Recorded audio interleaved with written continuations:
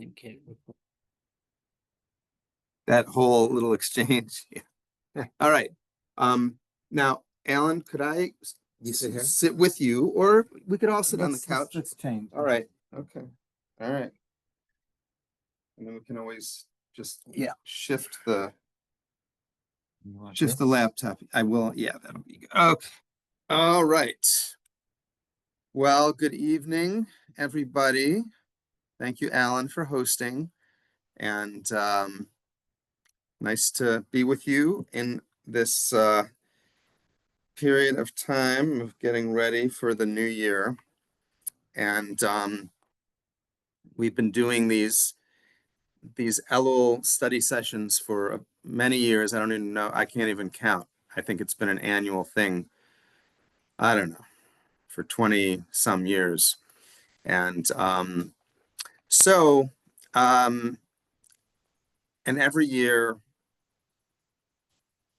there's this question of, well, what focus of study is going to be maybe interesting and helpful this particular year. And so whenever I pick something, I'm always a little worried, like, is it gonna feel, useful to people? But I just was really drawn to teaching a little bit, for us to focus a little bit on Pirkei Avot this year, the ethics of the ancestors. It's a very, I guess, you know what? I'm just going to give a little background before we take a look at any texts.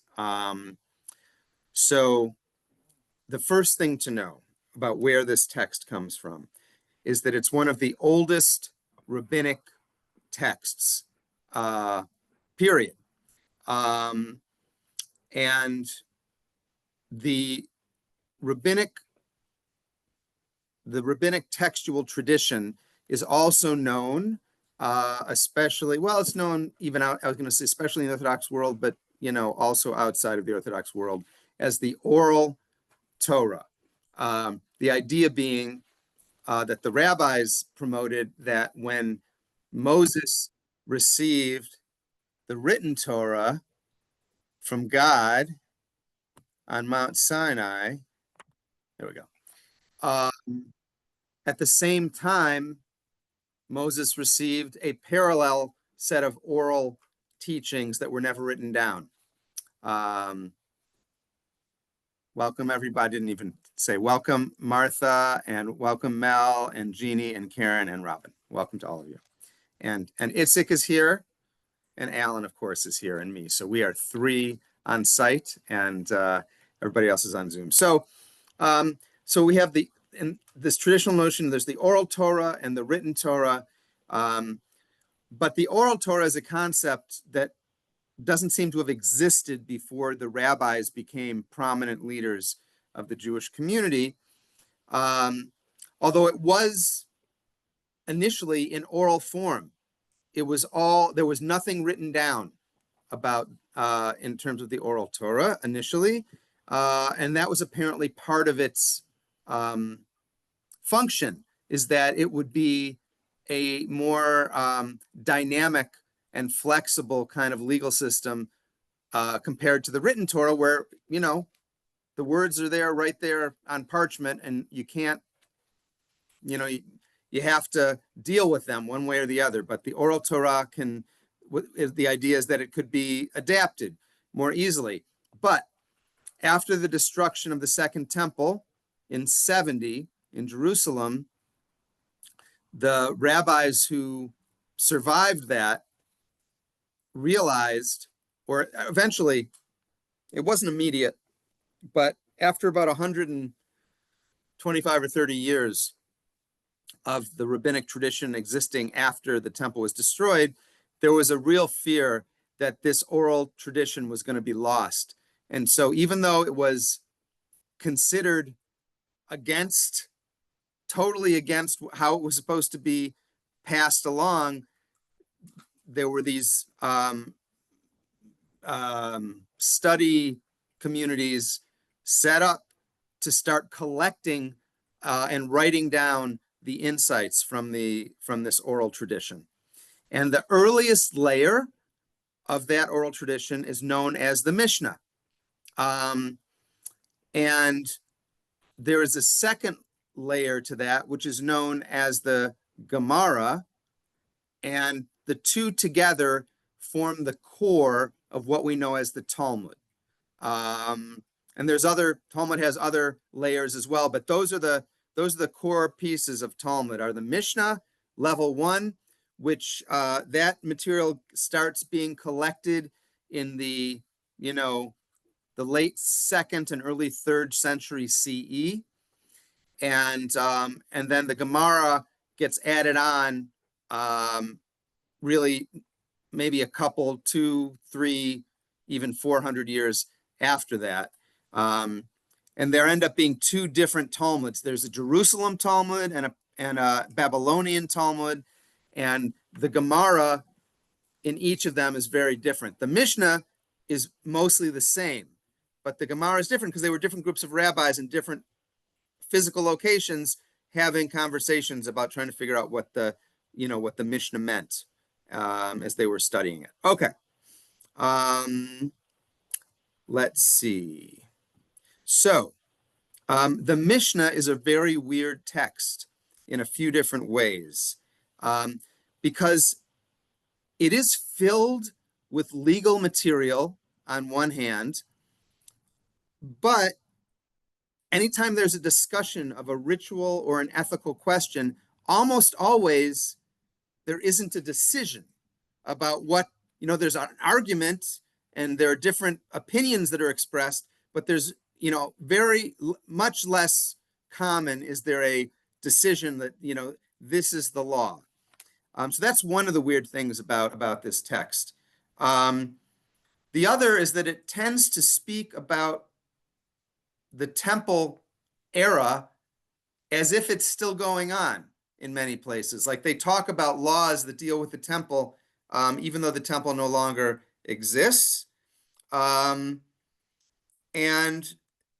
the other thing that's interesting about the Mishnah, well, there are many things, but this is in the top 3, is that the Mishnah does not seem to worry at all about linking whatever it's discussing with laws that preceded it in the Torah. There's very little in the Mishnah that says we got this from. It makes all kinds of assumptions that people know what's going on, and the Mishnah does not worry about providing evidence, usually, about how it's connected to the earlier biblical text. Now, the Gemara worries a lot about that. That's one of the biggest things the Gemara focuses on, is even though the Mishnah doesn't give the biblical roots of anything, the Gemara is like, no, we got to figure out how the Mishnaic rabbis came up with this. So I mentioned there, as no surprise, the Mishnah has lots of different opinions and arguments, and usually they're all preserved, even if they're not a majority opinion.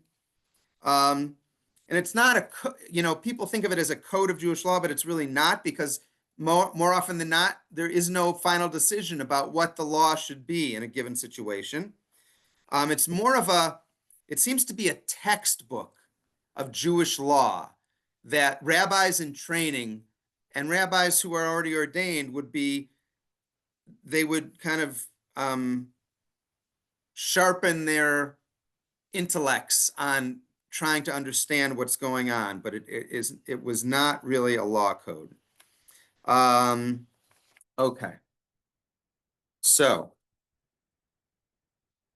just a very little bit about how the Mishnah is structured. It's divided into 6 large sections called orders. There are 6 orders, and then each order is divided into many what are called tractates. In Hebrew, these are masechtot.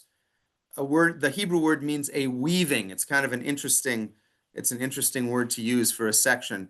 So there are tractates, and then in each tractate there are many chapters, and then in each chapter there are individual laws or halachot. So there are 4 different. So we have orders, tractates, chapters, and laws. Now, I'm going to stop there before I'm going to talk a little bit about Pirkei Avot in a second and how it fits in to the Mishnah. But let me just check and see. And some people are very familiar with this, and some people are less familiar with it. I just want to see if there's anyone has any questions about kind of this intro piece to the Mishnah and the oral law more generally. Okay, Alan has a question. Go ahead. So I just wanted to know if when people say they're studying the Talmud, Yes. which part are they studying? Yeah. Great. That's a great question. So when people study the Talmud, they study both the Mishnah and the Gemara because the Talmud is structured in exactly the same way as the Mishnah. So just like there is a tractate called Blessings in the Mishnah, so there is a tractate called Blessings in the Talmud that incorporates the Mishnaic texts as well as the Gemara that are the texts that are commenting on the Mishnah. And then most Talmuds also have like several layers of super commentary of people commenting either on the Gemara or on the Mishnah, skipping over the Gemara rabbis. And sometimes the commentaries are commenting on other commentaries. It's a very, there is a really fun little book called The Talmud and the Internet. I don't know if you've ever seen that book. It's sick, but basically the guy who wrote this argues that the Talmud is the first example that we have in human civilization of textual hyperlinks. They can't, it's not a hyperlink in the literal sense, but there on each page of Talmud, there are certain categories of reference that will point you to other very different parts of the Talmudic literature where the same issue comes up. So there's this interesting, anyway, so yes, that is thank you for asking that question. So, all right, Pirkei Avot. So Pirkei Avot, Ethics of the Ancestors, is a tractate of the Mishnah. It's a tractate of the Mishnah. It's in an order that's called Nizikin, which means damages, which is an interesting place for the rabbis to put this. Well, let me say one other thing first. So there are certain sayings that come from Ethics of the Fathers, from Pirkei Avot, that are really well known in the Jewish world, and people might not even know that they come from Pirkei Avot, but these are sayings that a lot of people have heard. For example, oh,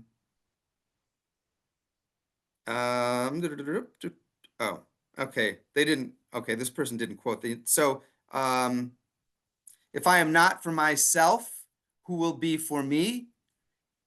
If I am only for myself, what am I? And if not now, when? That's a pretty famous quote from Pirkei Avot. Here's another one. You are not obligated to complete the work, but neither are you free to desist from it. That's a pretty famous quote and it's especially applicable in this moment. I just used that quote today in an email. In an email. Oh, okay, cool. Okay, right. So there's lots of really rich material. Another one that is well known that we're actually going to focus on this evening is the world stands on three things. On Torah, on divine service, and on acts of loving kindness. Al shlosha devarim ha'olam omed, al ha'torah ve'al ha'avodah ve'al gemilut chasadim. There are melodies that have been written to this text. Some of us learned them when we were in youth group or a religious school. And so that's another kind of greatest hit of Pirkei Avot. One of the unique features of Pirkei Avot as compared to everything else in the Mishnah is that almost everything else in the Mishnah is dealing with some kind of question of ritual or ethics, and people are offering different opinions about how it should be dealt with. Almost the entire Mishnah is like that. That is not what Pirkei Avot is doing at all. Pirkei Avot is more about presenting ethical principles from different rabbis. Now, these rabbis are part of legal conversations in other parts of the Mishnah, but in this particular section, they are kind of, they have the opportunity to express certain underlying principles of their approach. So here's how Pirkei Avot is structured. The very first law or halacha in the first chapter is all about transmission, the transmission of the Torah from Mount Sinai, from Moses at Mount Sinai. And then this paragraph traces, it says, Moses got the Torah at Mount Sinai and he gave it to this person. He gave it to Joshua, and Joshua gave it to the judges, and the judges gave it to the prophets, and the prophets gave it to something called the men of the Great Assembly, Anshe Knesset Hagadolah, and then it transitions into naming specific rabbis after those three moments of passing on the Torah from one generation to the next. And from then on, every rabbi that's named is also quoted. In a teaching of that person is quoted. So for the next 4 chapters, there is a lot of naming of rabbis, and then it says, and this rabbi said, or this rabbi used to say, and then they quote the particular rabbi. And sometimes and very often the rabbis come in pairs. Like many of us are familiar with Hillel and Shammai. They're a very famous pair of rabbis who almost always argued with each other. And they are in this chain of transmission. They're relatively early once rabbis start getting named. They're within 2 or 3 generations of the first named rabbis. And Hillel and Shammai are roughly contemporaries of Jesus, or a little bit older than he was. So they were doing their teachings around the same time that Jesus was. And probably Jesus might have studied with them, on the way to his journey. Okay, let's see. What else do I want to say? Okay. Anyway, part of what this does is it establishes the rabbis as being the representatives of a tradition that goes all the way back to Mount Sinai. You see, we have this text right here that says, Moses gave it to this guy, and this guy gave it to that guy. And eventually it came to, our people, and then it came to me. So it gives the rabbis authority to be the people who decide on what is Jewish, because they can say, oh, well, there's this chain of tradition that goes all the way back to Moses, and it's right here in Pirkei Avot in chapter 1. Let's see. No. What else do I want to say? So the teachings in Pirkei Avot range in topic from the ethics of everyday human interaction to advice for sages and aspiring sages, like how should you live your life if you're a rabbi, or if you want to be, to statements about the relationship of God and humanity. Okay, that is my introduction to Pirkei Avot. Anyone have any questions or comments about this so far? Okay, all right.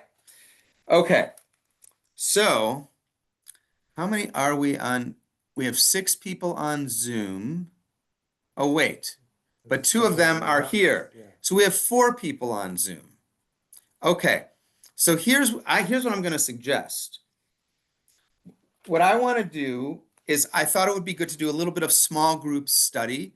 Were you all able to click on the link in the chat to get the document. And actually, Martha, I might have to hold on for one sec here. Yeah, if you would send it again. Yeah, let Thank me, you. oh, come on. Okay, Sometimes it's, can I do this again? No, that doesn't work. Oops. sometimes the, computers and No, it's fine. I just, but you know what? I pasted it in on my other computer, on my computer. So let me just go and repaste it, and that way everybody will have access to it. Now we have 5 people on Zoom. Okay. So 3 and 2. 3 and 2, we could do 3 and 2. Want me to do that? Well, I want to ask First- people if they have a preference for, they can do a 1 group of 5, or they can do a 3 and a 2. We're gonna be a 3. Oops. Where do we go? Oh, that's all right. You just, yeah. Adult education. This is your stuff here. That's the link I put in the chat. There you go.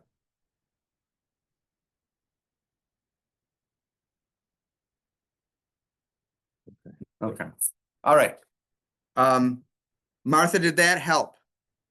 Okay, and let's see, And Jeannie. Oh, It's go a ahead. whole drive. Will you guide us to what we should open inside of it? Yes, yeah, thank you. Sorry about that. It That's is okay. called, Thank you. it's the study sheet for the Elul Institute.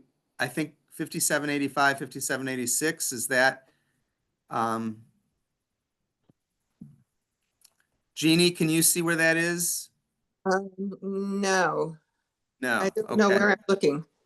Oh, did you see Jeannie, did you see the link that I pasted into the chat that will Yeah. take you? Okay, and you clicked on it Yes, and it took you to this Google folder. It should say HaLev Adult Education. right. And then in that folder, there are a whole bunch of different documents, and one of them, I don't know, I'm not sure I named it I think it's like the study sheet for the Elul Institute, something like that. Is that right, you guys? There Those of is you- a PDF that says week 1. Oh, just week 1. Well, no, there's a lot of things in there, but there is one that says, let's see, study sheet for Elul Institute, week 1 PDF. I mean, Yes, Oh, yeah. I got it. Yes. got it? Okay. Yes.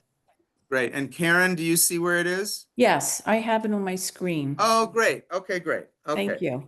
And Robin, you're good? Yeah, okay. All right. I've got it.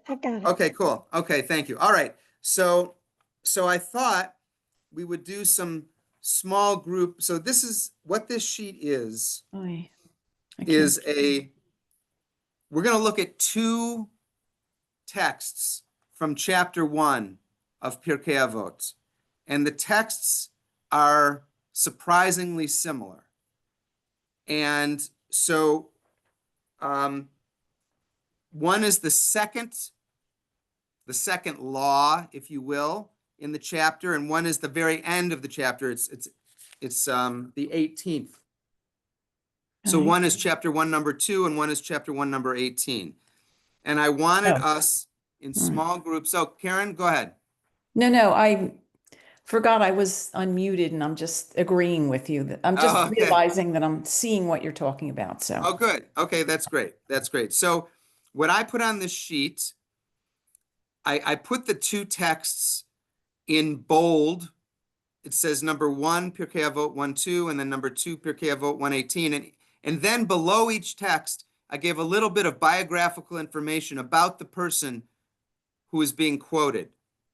So Simon Shimon the righteous is being quoted in the first text, and Rabban Shimon ben Gamliel is the speaker in the second text. And there's just some biographical information in case that's interesting. And one of the 2 of them in his teaching quotes a biblical text from the prophet Zechariah or Zechariah. And so I put an excerpt from that text. That's the next after that's, I should have put text number, it does say text number 3. So I put a little bit of biographical information about Zechariah on the bottom of page 1. Mhm. And on the top of page 2 is some of the context that leads up to the quote that one of the rabbis is using in his teaching. And then there are 4 questions, of course, right? There are 4 questions. And so I thought in our little study groups, we could read through and then talk to each other about the 4 questions in our little study groups. And then we could come back together and hear. I just thought it would be easier for people to talk about this stuff instead of being first of all, in a larger group A, and B, in a totally mixed on-site online. I just thought it would maybe be better for the first pass at it for people to be, all in one or the other. So here's my question for anyone on Zoom. You could either be a group of 5, or we could split you up into 2 and 3. And I would, unless all of you want to be in a 5 group, my leaning would be to split you up, because I don't want anyone to feel like 5 is too large. So I would does say anyone five. have 1 vote for 5? Okay. Okay. think I put, Robin? I'm good. I can't see anybody. All I can see is this study sheet on my screen. This is Oh, Catherine talking. because you have it on your screen. Right. Right. So I can't Um, see anybody, and if you you split can, us up in group, if you minimize both the Zoom and the PDF, you'll be able to look at them both at the same time. I don't know how to minimize. All All right. right, let's not. All right, I guess I No, just it's okay. hit this Um, minus thing on the top. Is that the No, minimum? not the minus. There's a little square. like 2 little squares superimposed on each other. Is Oh, that? I see them. I just click on that. Yep. Click on that and see what happens. Well, it just shrank my screen. I don't see any people. I see Still don't. Zoom, sheet, and then a plus sign. Huh. Oh, well, that's all right. I'm not tech savvy, so I'll work along with you as best I can. Don't worry. Okay. All right. All Don't right. worry about it. Okay. So Mel and Martha, I didn't hear what you guys, if you have a preference. I don't have a preference. Okay. If I had to pick, it would be 5 of us, but I don't have a preference. Okay. Well, I think 5, sounds like everybody's okay with 5. So Yes. here's what I'm going to do is I'm going to mute us on this end. I'm going to keep the screen on in case anyone needs to get my attention. You can just wave and say, we have a question. I'm going to mute us, and I'm going to turn the volume off so that you won't hear us and we won't hear you. And you guys, I would suggest that you maybe in a typical study process like this, you would take turns reading out loud through the text. And then, and maybe as you're reading out loud, if someone has a question before you get to the official question, someone could say, wait a minute, I don't really understand what this is. And then you could try to talk about it a little bit, but read it out loud together. And then you'll get to questions, and then you can discuss those questions. You might not get through all 4 of them. I'm thinking I think we should take a good chunk of time, like 20 to 25 minutes to do this. So, and if you get through all 4, I'll be very impressed. I don't think we're going to get through all 4 here. And then we'll come back together and hear a little bit about what we talked about. Does that sound okay? Okay. Oh, Sounds good. Martha? Oh, it sounds Okay. good. Yeah, thank you. Okay. All right. So I'm going to mute us here. Oh, shoot. What did I do? Okay, here we go. I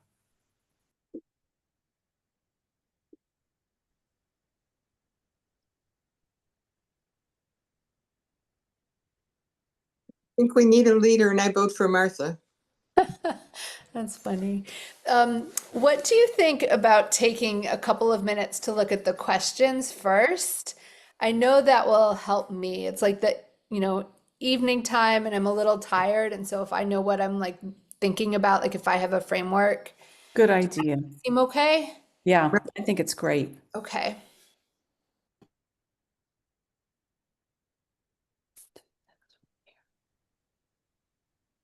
Texts.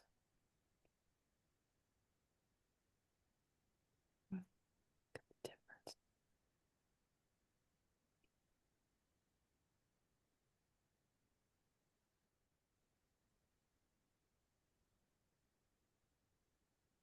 This feels like an essay test. It seems like the first question is just like trying to spot for similarities and differences. Right, right. Yeah, it's okay. You don't have. It's a little bit much for 805.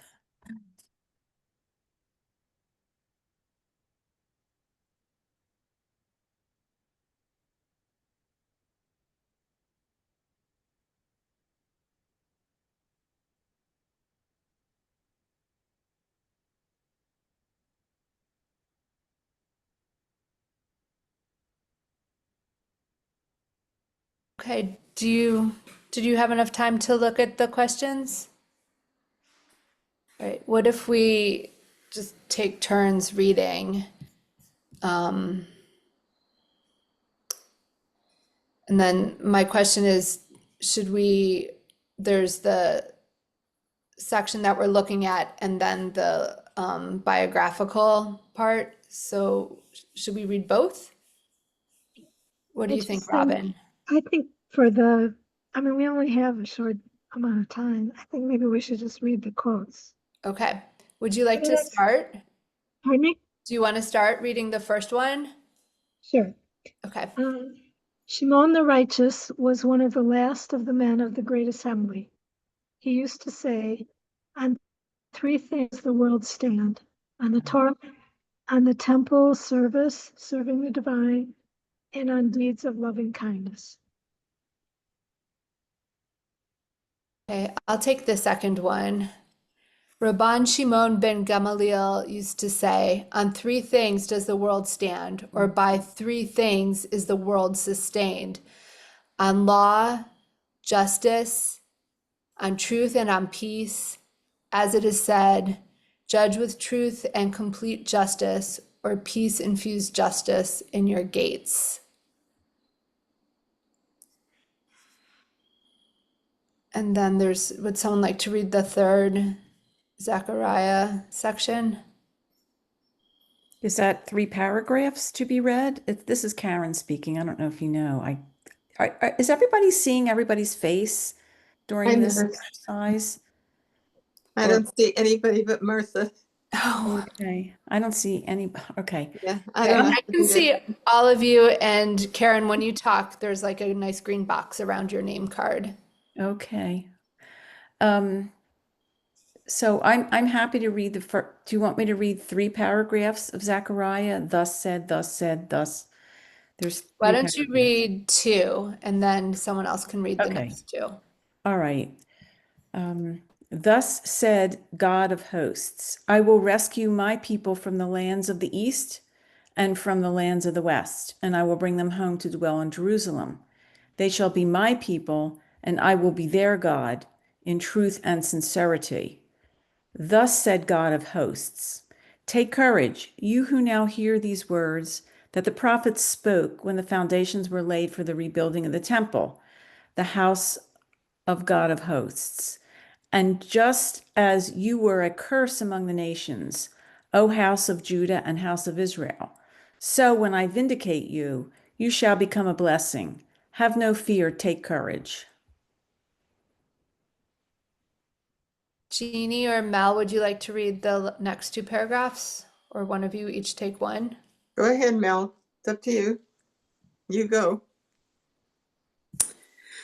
For thus said God of hosts, just as I planned to afflict you and did not relent when your ancestors provoked me to anger, said God of hosts, so at this time I have turned and planned to do good to Jerusalem and to the house of Judah. Have no fear.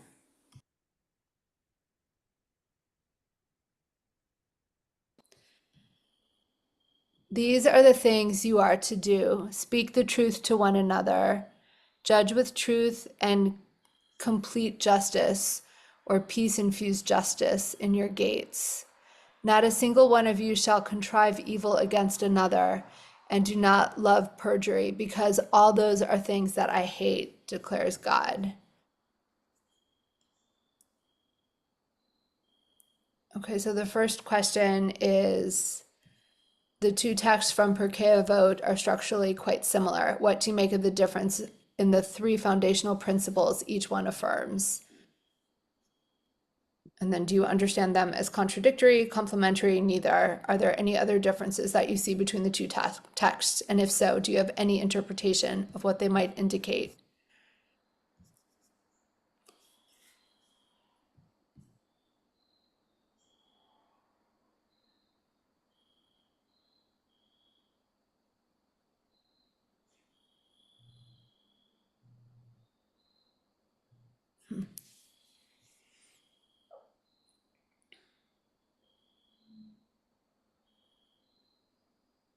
One thing that I'm noticing, oh, go ahead, Robin. I think the first one is more about relationships among people. And the second one is more about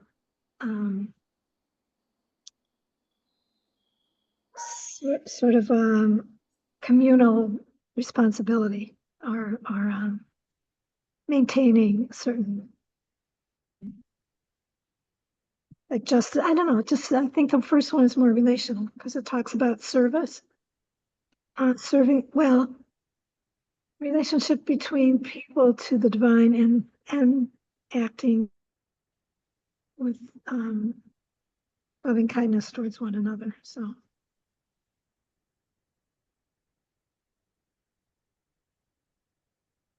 But we have like half a brain tonight, so my son might not make sense.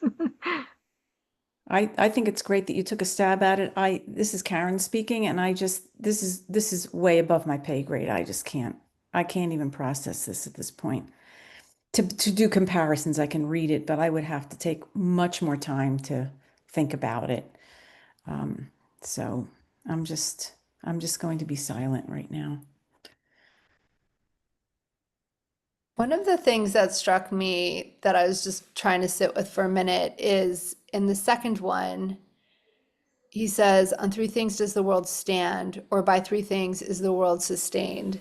And I was just trying to like parse apart like the difference between standing on something like it's a foundation versus sustained, where something is like ongoing, that it echoes forward. And then, I mean, I haven't gotten there, but I was trying, like, what I want to do is think about how those subtle differences relate to like the content of the pillars.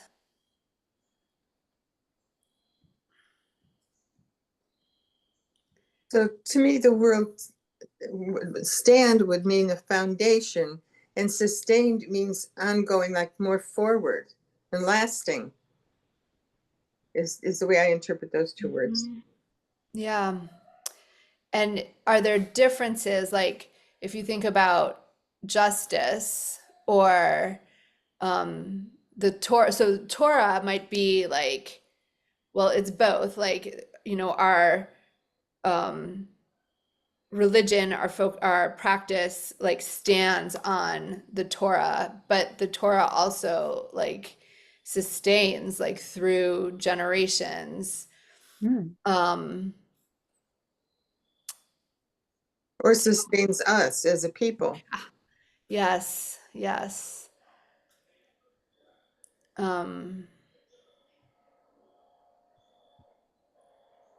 And some of these things are, I mean, like deeds of loving kindness. Like, I don't know, there's like, well, that's a way, like with what Robin was saying, like relational way to interact with people. And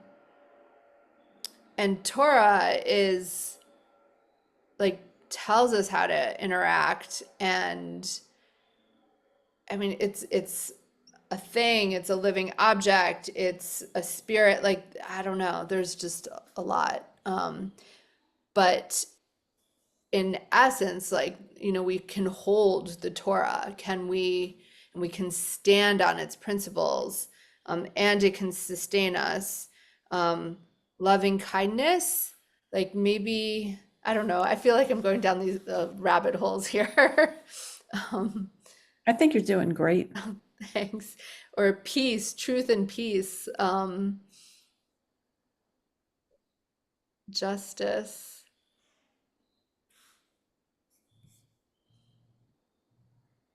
I see them as working, I don't see them as the same, but I see them working together. Because the Torah talks about things which in essence are deeds of loving kindness, and that's part of our laws. Mhm. So I think that I think they support one another, but they're not the same. It's as though one is first and the other one explains it or reinforces it, maybe I would say. Hmm.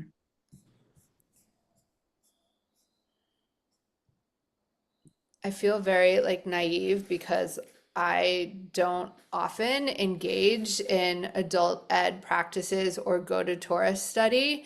And so I'm curious from like for those of you who do engage in like thinking about these topics or you're more like practiced with it than I am, like what's standing out to you? Is there anything? Like, can you use I don't know, context that you have from participating in these kinds of things before to, um, I don't know, give us direction or, I mean, I think we're doing fine, but I feel very much like a novice here. I think you're doing great. I agree. I mean, the We're- way you're directing, you provided a structure for us to proceed, and you're Right. still doing it. And I think it's great. I don't think this is easy. I don't think, I, I know I sound very negative. It just requires, I think, more time and study. Well, maybe we should go to the second question. Okay. How do you view the relationship between the three elements in each grouping? We kind of talked about that a little bit already. Do they seem to be in alignment, in tension, or more neutral? And if we consider that their order of mention might correspond to their order of importance, does anything strike you about that?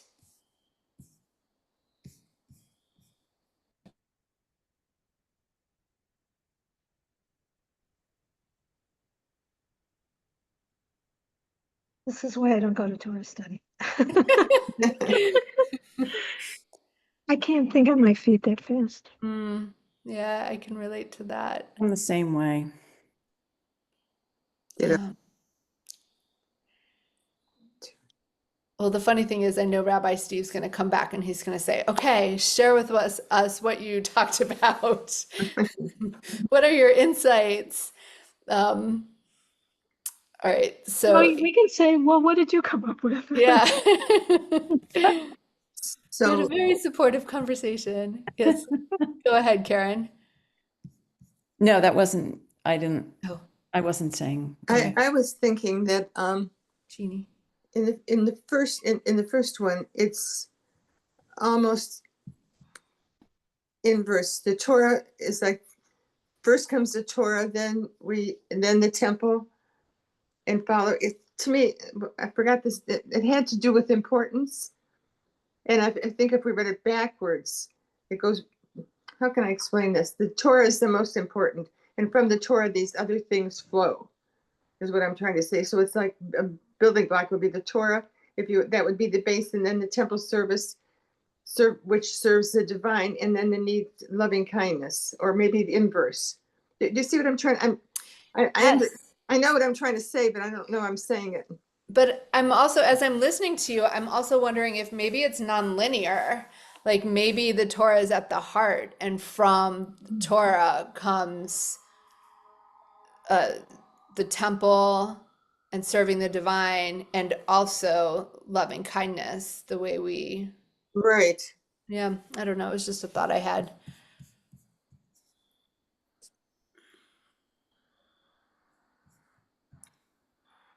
And then in the second one,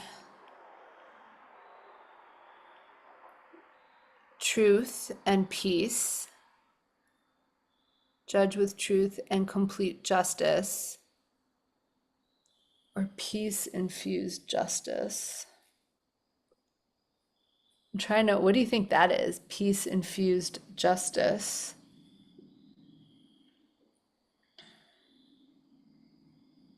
Is that like restorative justice? Like what we might today call restorative justice, where instead of um, like being punitive, bringing disparate parties together and speaking and listening to understand and figuring out reparations and both parties' involvement in whatever.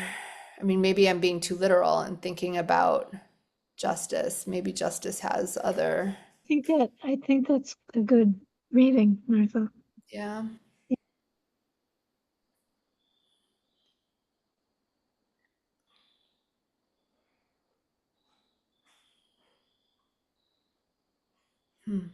I like the idea of peace-infused justice in your gates. Like, I don't know, what I'm thinking of is a welcoming, welcoming with loving kindness and an invitation to come into a space that is created that represents people's connection to divine love. And I mean, it just sounds lovely.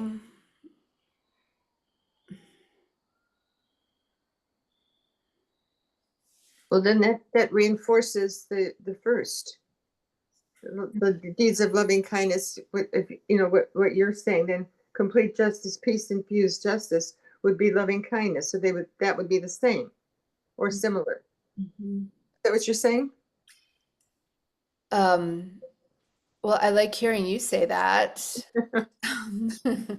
Yes, I mean, I think that they're very much related. And then I was thinking about like the Torah, and I mean, I don't know if anyone's ever thought of this before, but like the two scrolls, um, Hmm. could they be like gateposts? Hmm. Oh, That's creative. Yeah. Really. Trying to open up into this. Well, And it's like the idea of the gate is being where we encounter one another. And usually you think about a gate as being a place of separation and, protection, kind of keeping the outside from coming in. But in this sense, it's like this is where we interact, where we encounter one another, and how do we do that? I like that.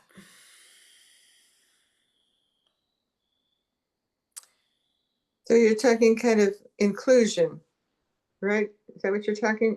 Is that what you're saying, Robin? Well, it's more just not necessarily inclusive, but what do we bring to, our exchanges with other people? It's like, how do we encounter other people? It's like doing that with an open heart. And with a sense of seeing, honoring the people that come into our presence. I mean, that's how I look at it. So I guess that would be inclusive. No, I guess that would. But then, so that could also refer back to the temple and the temple service above. See, I'm seeing a lot of, when I first read them, I saw differences. I thought they were completely different, but the more that we talk about it, I'm seeing similarities. Although there's not a lot in the second one about a connection to the divine. It's really about how do we live in the world. I guess maybe you could say when it says truth, maybe that would be, divine connection, but I don't know.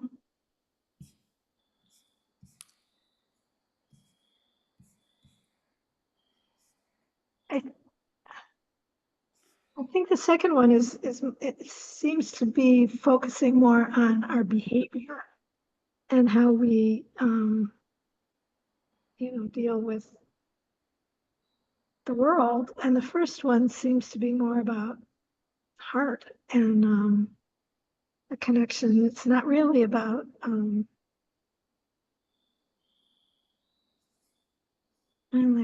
don't know what I'm saying. I understand. Yeah, I see what you're saying. I see what you're saying too, actually. I'm like feeling like I keep like oscillating between seeing these as like different things, and then like we applied a lens and I felt like they were very much in alignment, and then I've gone back to like as I've been listening to you, Robin, like okay, they're different. So it's interesting that one's lens kind of changes the impact of the meaning for me. It's almost like the first are like the rules, and then the second are like the enforcement. Hmm.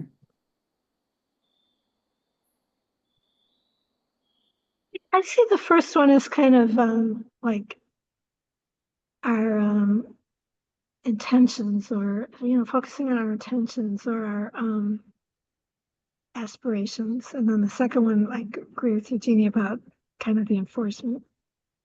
Or how to go about it. That's the way I see it. Right, it's kind of a legal, like a Right. um, And that's it. I mean, the Torah has a lot of rules, and so how to enforce that? That's the way I see it. I see them as similar and reinforcing one another.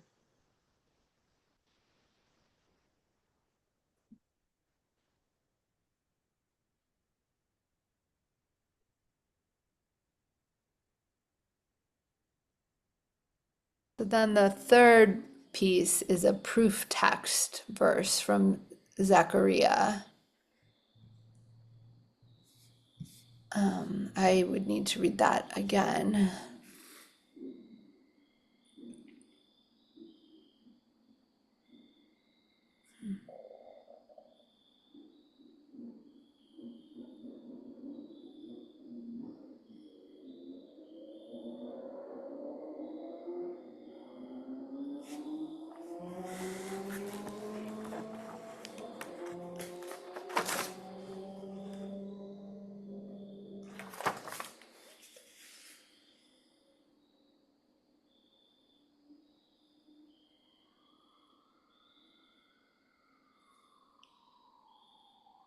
What does God of hosts mean? Okay.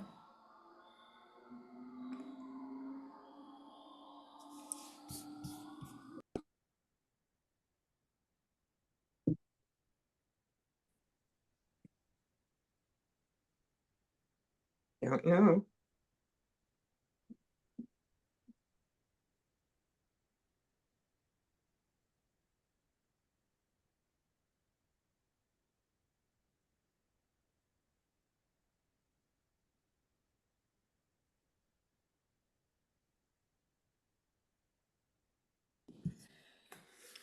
And then there's the fourth question. I mean, I was just going to say that's the one that's most interesting to think about for us, Yeah. Elul work.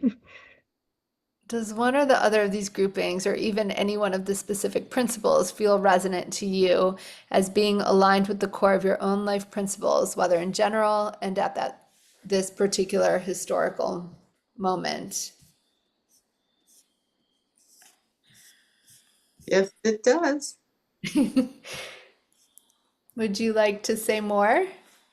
Well, as I was reading this is what I mean, this is what was going through my head as to what's going on now. In politics and what's going on in our country and in our world. And that's how I was trying not to, but that's how I was reading both of those, as implying it to applying it to what these are saying. We've got a long way to go.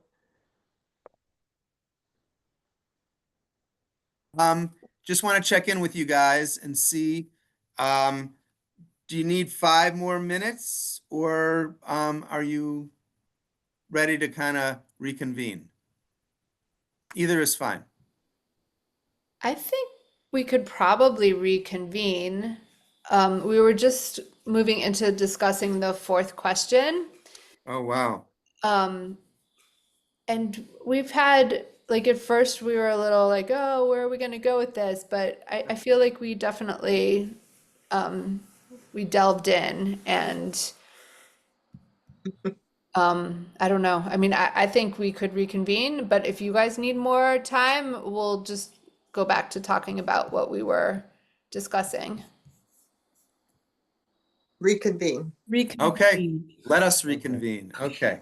All right. So, and I think what we'll do as we reconvene is we'll just go through the questions and hear about what we did not get as far as you guys did in the questions. So we may be dealing with some of these questions, for the first time, but that's okay. That's okay. So yeah, so let's start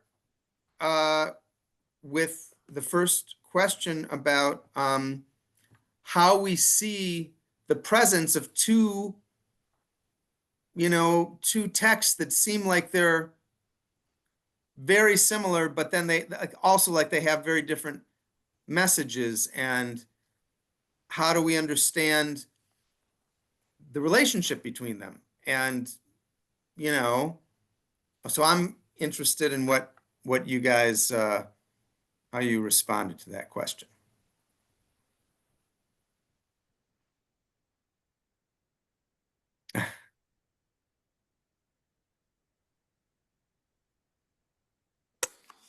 Jeannie or Robin, like, I feel like both of you had really nice ways of parsing them.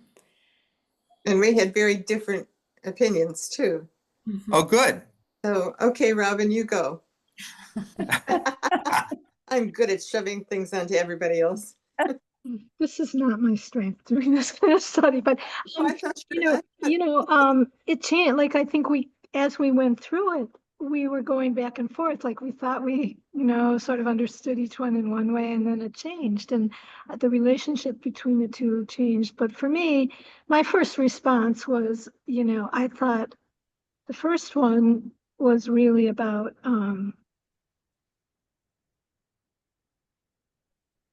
it was about relationships, and it was about well, and then I said this at the end, more about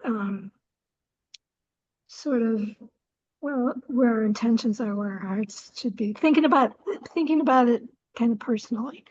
The second one seemed to be more about how to behave more as a community. The first one just felt more personal to me.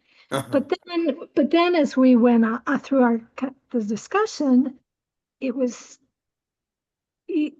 became clear to me the relationship between the two, that they weren't all that different, that they sort of complemented each other. So Thank you. Yeah, oh, that's interesting. That's interesting. Yeah, Jeannie? I thought that they work together. The first one to me was about our spiritual existence, our spiritual life, and our inner life. And the second one was like the reinforcement, how to go about doing what we're supposed to do. To support the Torah, the service, and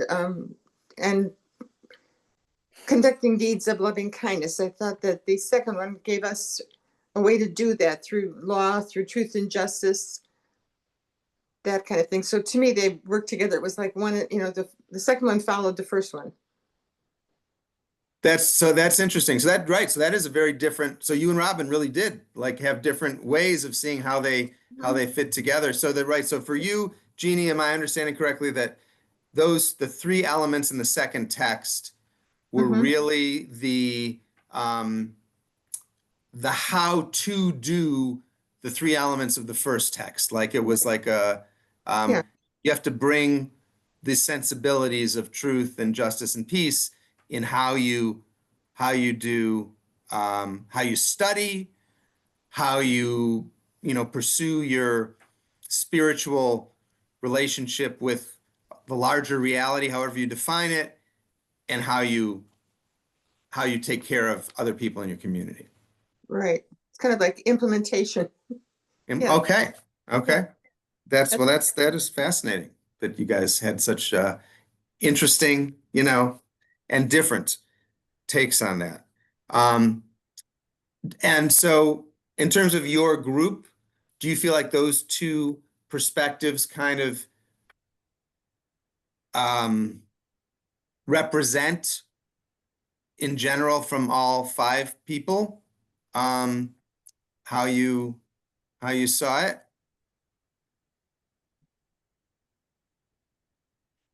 This was quite honestly, and this is Karen, talking. Yeah. I was just listening to everybody's analysis, and I think that the three people that spoke were really came up with great ideas, and I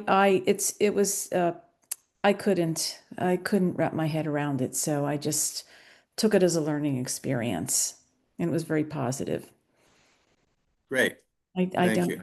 can't really answer your question. That's fine. No, that's fine. Thank you, Karen. That's great. Martha? Well, I just kept like moving my focus based on what I was engaging with.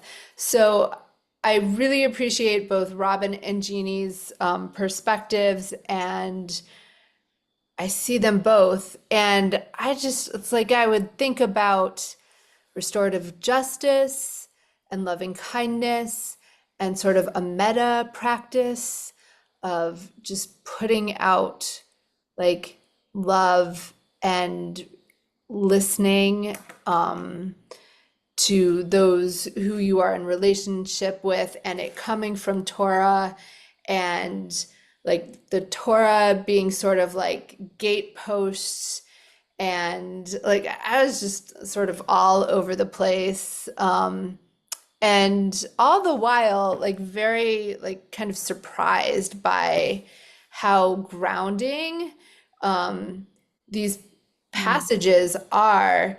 And I think of, I mean, I'm just like ad-libbing here, like with it being like these three things, I think of like a tripod just like being so, and we've talked about this before in other contexts and in this context too, I guess, like just stabilizing. And yeah, I wouldn't say that we were all like very much like aligned, but we were able to share each other's perspectives. That's great. That's great. I mean, and I don't, again, I should have said this, and I think many of you would know this anyway, but just that, there's no right answer here. It's just, it's an interesting thing that we have this text.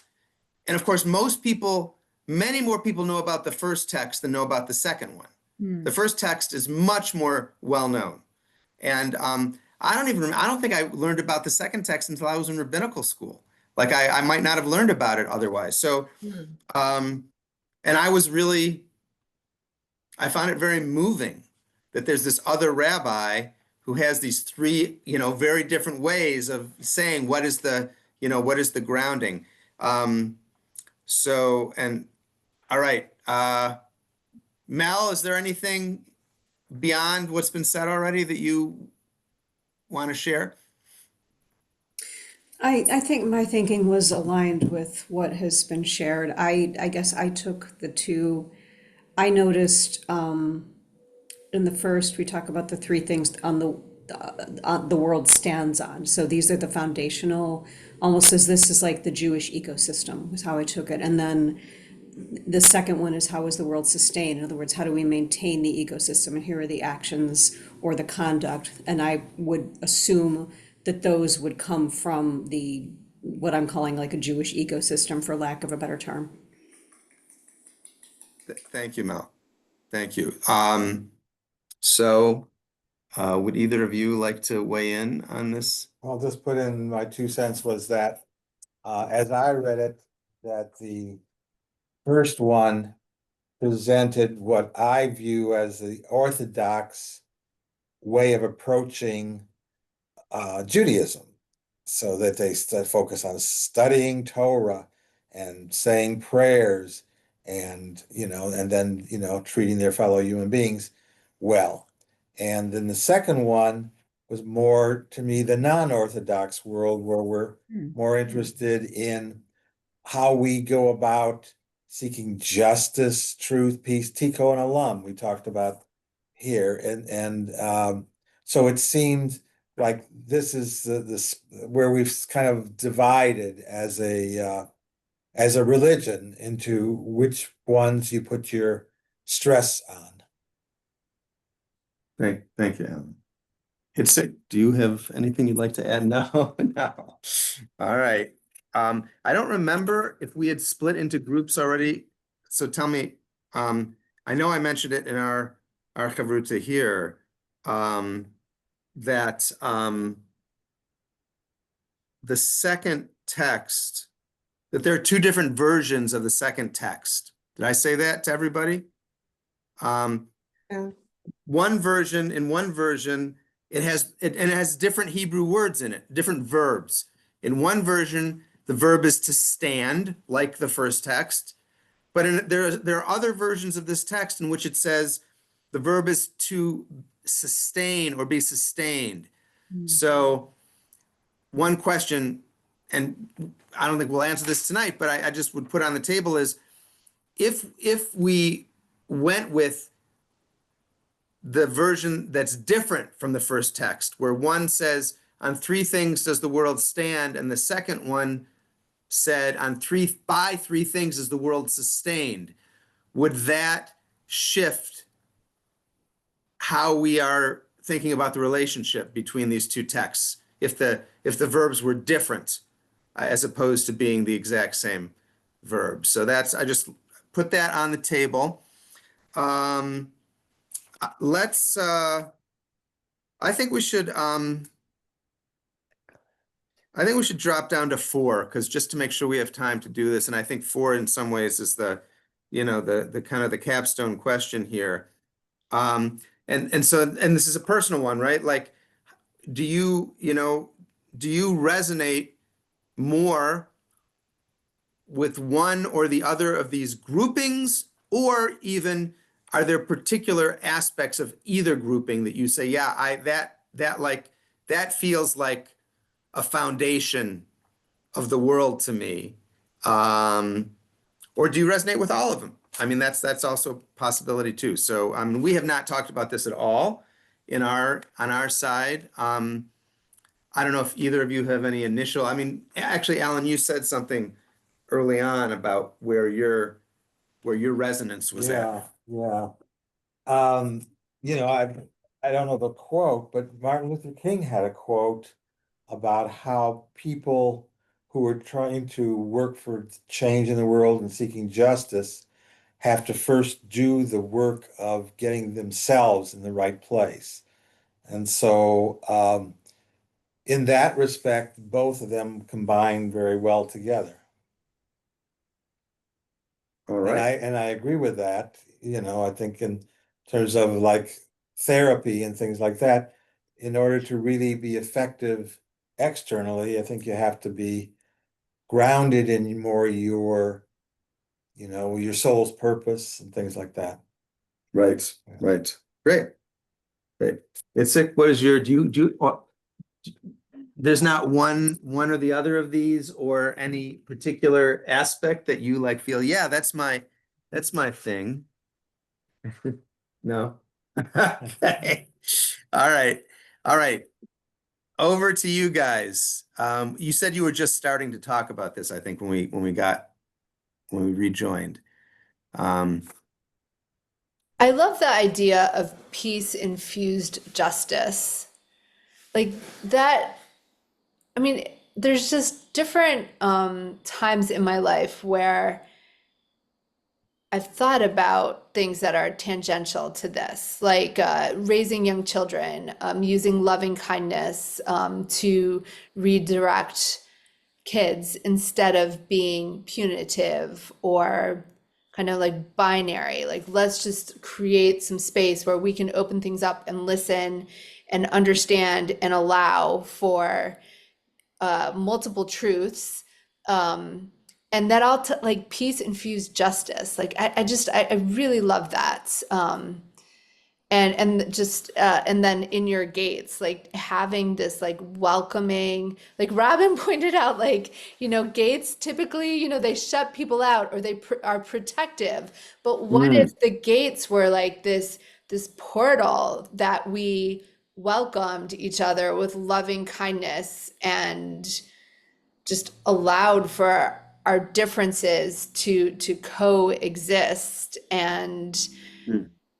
I don't know. I enjoy sitting with those ideas. So Thank you. Yeah, I love, I hadn't thought about the whole gates imagery. I think that's really great, right? Because it often, right, it has this kind of separation implication that is not what's here.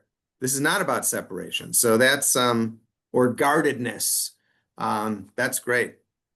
That's great. Anybody else in Zoom land have you know, a, if there's a piece of this that resonates for you more than, one piece that resonates for you more than another, or if one set or the other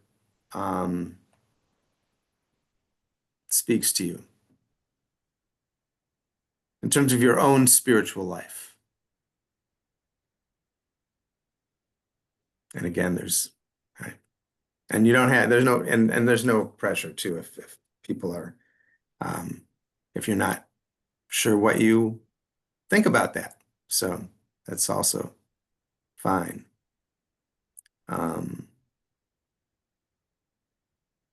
Okay. Okay. I saw this, what looked like a pretty traditional Orthodox woman giving a teaching about these two texts on YouTube. And it was really, I was very impressed, actually. It was a pretty, there was a fair amount of openness in the way she was talking about this. And, her thing was, she was arguing that these were complementary, like many of us here have. And her argument was that, and some of you have said this, that the first text, this is geared specifically to the Jewish community. Like all of those things are very Jewish.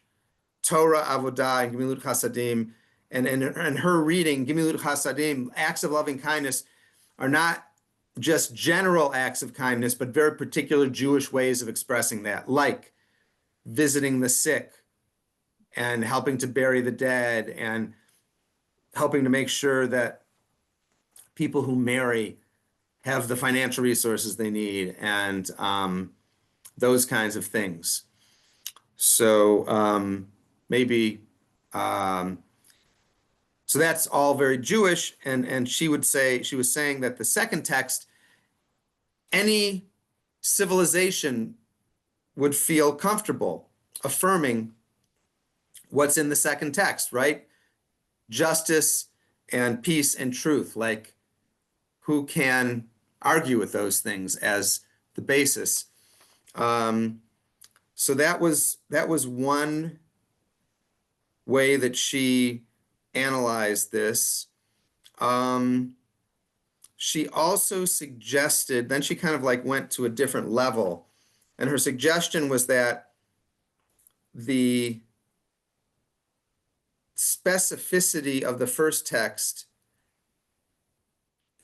it implies the uniqueness of the Jewish community, the uniqueness of communities in general. It's aimed at the Jewish community, but her argument is that only when individuals and communities are able to express their deep uniqueness can we get to a world of truth and peace and justice.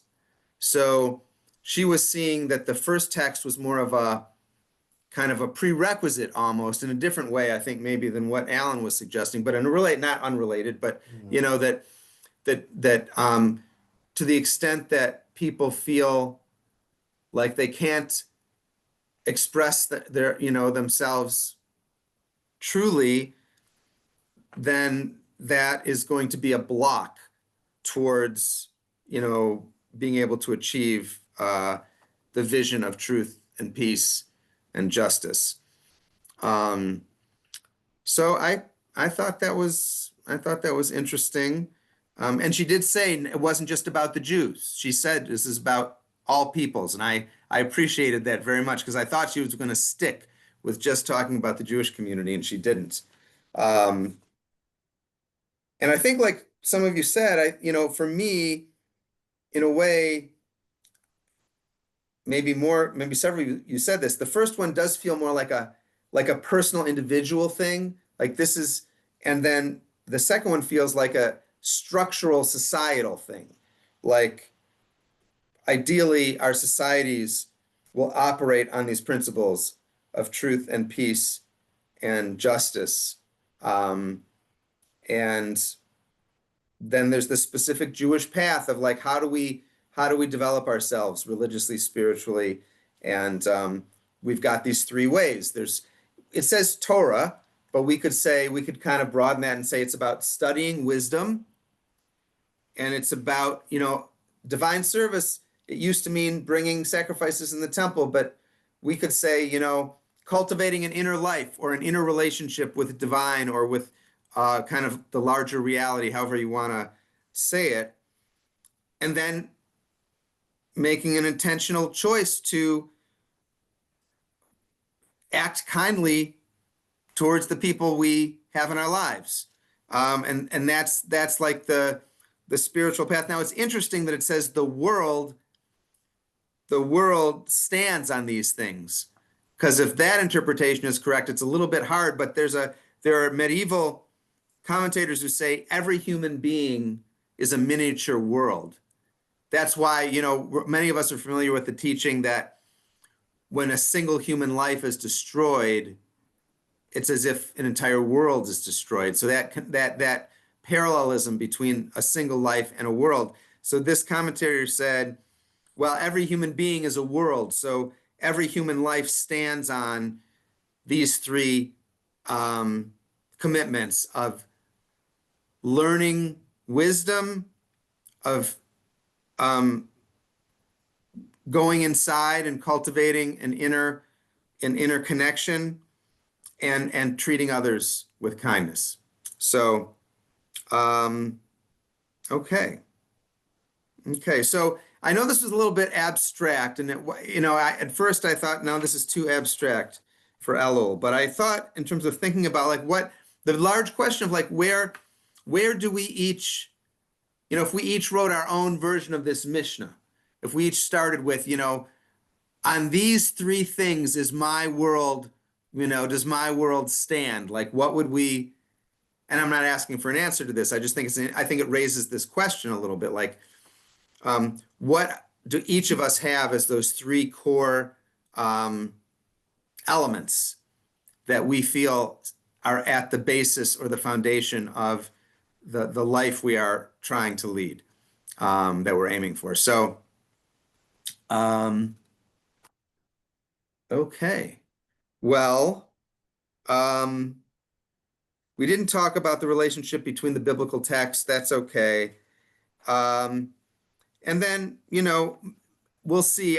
Then we might look at a completely different text next week. But this idea of even within each grouping, like, are those three, to what extent are the three things in alignment or intention? Like I read some commentaries that said, sometimes it seems like truth and peace don't get along that well. Like that can be challenging. So someone raised that as a question about how these three things interact with each other, and how easy or difficult is it to engage them all simultaneously. In Jewish tradition, there are many stories about people who study Torah and they become so enamored, they are so excited and energized by Torah study, they don't want to do anything else. They don't want to hang out with their families. They don't even want to pray. They just want to study Torah.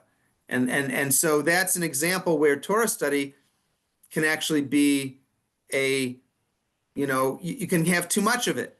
and you can be out of balance. So, all right, that's what I got. Any other closing thoughts before we say goodnight here? No? No, Okay, well, thank you all for being here. If anyone wants to come to the on-site opportunity next week, it's going to be at Sue Wolpert's and Ray Lesser's in Cleveland Heights. And again, thank you, Alan, for hosting. And you guys, you're missing out on some really good baked goods. That's all I have to say. Alan always bakes some really tasty stuff. So, but maybe we'll bring it. We'll put it in the freezer and bring it next week. So, all right. Well, listen, have a good night, everybody, and wishes for a Shabbat Shalom. Maybe see some of you on Shabbat, and hopefully next Thursday evening at 7:30.